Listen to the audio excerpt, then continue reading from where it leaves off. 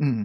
Pero pero I think remember if you remember yung election nung 2016, yung election na kasama si Duterte, remember pinupunto niya na siya magtatapos ng korapsyon. Pero alam natin lahat yung packaging niya nung eleksyon, he'll be the strong man na pupuksain niya yung korapsyon, walang magiging korapsyon. Remember yung sinabi niya, "Just a whiff of corruption, tatang." Actually, nung panahon ni Duterte, ako nabilib din ako sa kanya kasi sabi ko, "Ay naku, maganda 'to, eto na may kamay na not only because nagmumura siya, matapang siya magsalita, feeling ko noon talaga ang tapang-tapang ni Duterte. Nabilib din ako sa kanya noon. Kaya lang sabi ko nga nung nagkaroon na nung mga killings, yung mga EJK, hindi hindi ko nagustuhan talaga yun kasi may mga inosenteng nadamay. Okey lang sana hindi naman okey 'no, kasi still ang pagkuha ng isang buhay, hindi pa rin tama, 'di ba? Kung ang mga affected lang panahon ni Duterte, eh. Mhm, Pero yung mga maliliit, wala yung malalaki.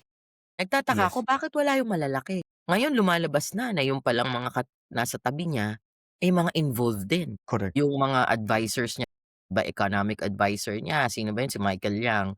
Michael Oh, Yang. oh, 'di ba? Involved din pa yung mga ngayon lumalabas na mga ano yun, yung sa customs, yung Mhm. machine, oh, ano nangyari dun, 'di Yung ba? magnetic ano ba Magnetic, 'yan? oh. Yeah. Ito lang naman, sa observation ko lang. Mhm, Duterte, sabi ko nga I was a supporter of Duterte also back in the days 'no, when he started, nung naupo siya. Hindi ko lang nagustuhan yung mga patayan nga na may mga na-involved. Pero nung time na yun kahit nagmumura siya noon, okey lang sabi ko magmura siya kasi matapang, walang kinatatakutan.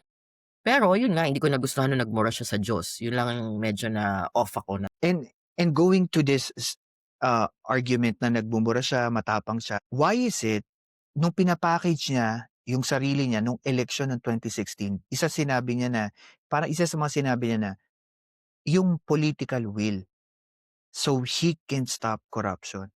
Pero wala, eh. Hindi naman niya na-stop, walang actually naimbestigahan na-cover 'no. up lang, eh. So what do you think? Why even if like may political will siya, hindi niya Meron akong sasabihin diyan kaya lang ayokong magsabi.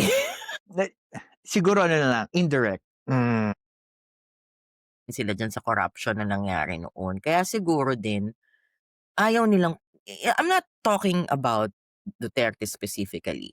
Even before, hindi pinaimbestigahan mo. Bakit ngayon? Kahit ngayon, sabihin mo ngayong panahon ni PBBM, bakit yung mhm. iba dun alam na nila na may anomalyang ganyan o may corruption na ganyan even before. Ngayon na nakaupo pa rin sila or naupo sila ulit, bakit hindi nila pinaimbestigahan kung